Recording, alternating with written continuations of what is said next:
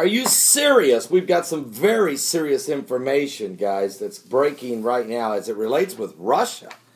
I want to thank Joshua for this report, but Russia today is reporting that Vice Prime Minister Dmitry Rogozin has warned that Russia will use nuclear weapons if it comes under an attack. I repeat, Russia will use nuclear weapons if it comes under an attack, adding that this is possibly serves as the main deterrent to potential aggressors.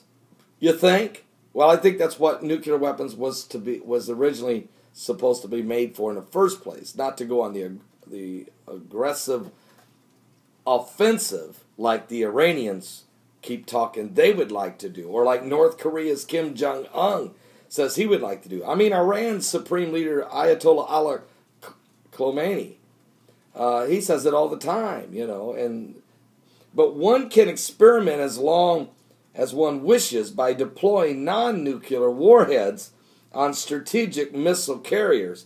But one should keep in mind that if there is an attack against us, speaking is Russia here, we will certainly resort to using nuclear weapons in certain situations to defend our territory and state interests. Rogozin, the defense industry chief, said this today, December the 11th, 2013, speaking at the State Duma, the lower house. Now, he pointed out that this principle is enshrined in Russia's military doctrine. Any aggressor or group of aggressors should be aware of this.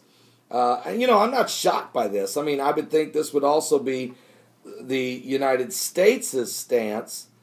Not that it's the first response to aggression, but certainly you've got to let the enemies know that you're not afraid to pull the trigger. I mean, it shouldn't be a shock here, folks. We have never diminished the importance of nuclear weapons, the weapon of requital, as the great balancer of chances, according to Vice Prime Minister Dmitry Rogozin. So it's a different guy now. I'm going to make sure it's not the other Dmitry Medvedevich. This is Dmitry Rogozin. Okay, Rogozin. So, and he says that they will use these nuclear weapons if they need to. All right? So just make sure everybody understands that. Russia just wants to absolutely make sure everybody understands that. All right? Now, while that's going on, this is important information to know. I also just received an email a moment ago that from Penny of Virginia that the United States and the United Kingdom have suspended their non-lethal aid to the Syrian rebels. Wow.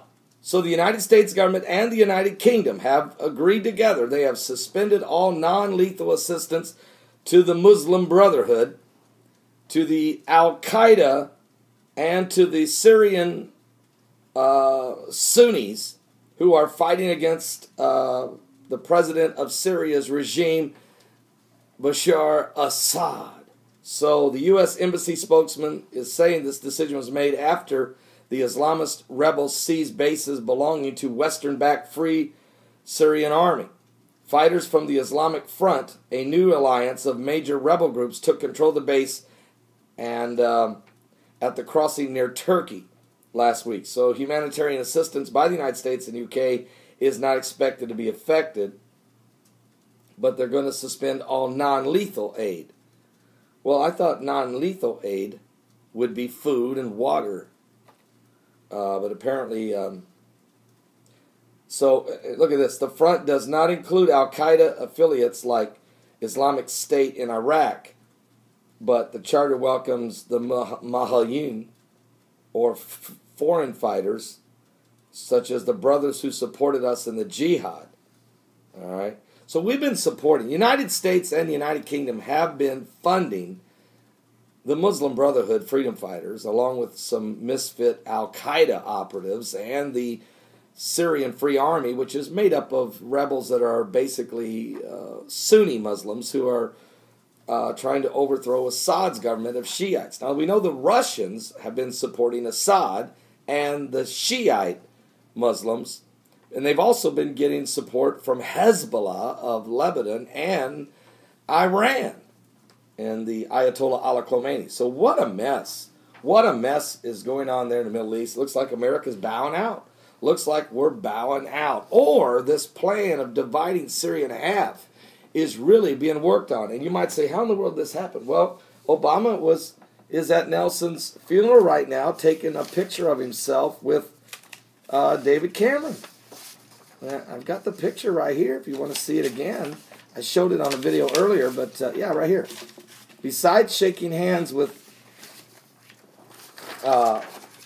Raul Castro at the funeral, which Obama is doing, and has made a bunch of people mad up on Capitol Hill.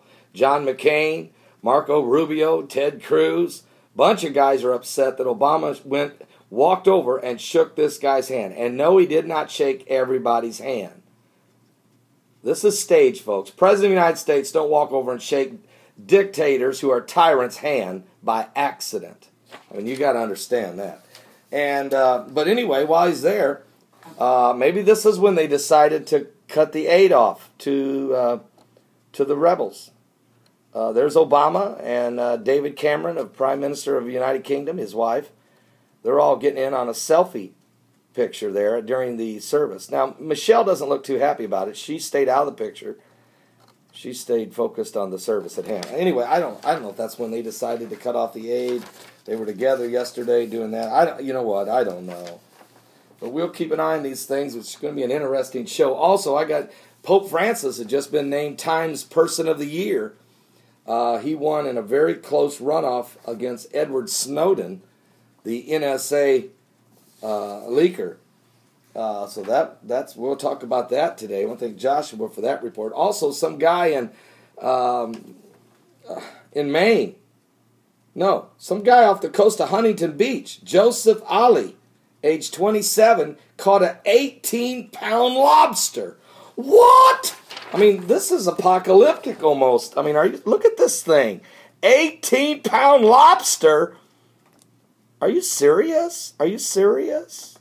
Are you serious? We got that going on. Also, there's a report on Yellowstone super volcano is even more colossal than everyone thought. Now, I'm going to do more. I'll get you up to speed on all of these events as well as everything else. The meteorite that exploded over Arizona, the earthquakes around the world, the New World Order, the One World Government, the beast that's rising, the mural at the Denver airport, the Hagman and Hagmans.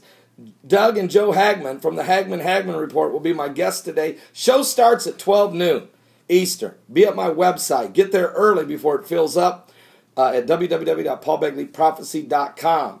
Or you can listen to this entire show on your cell phone if you dial 347-324-5208.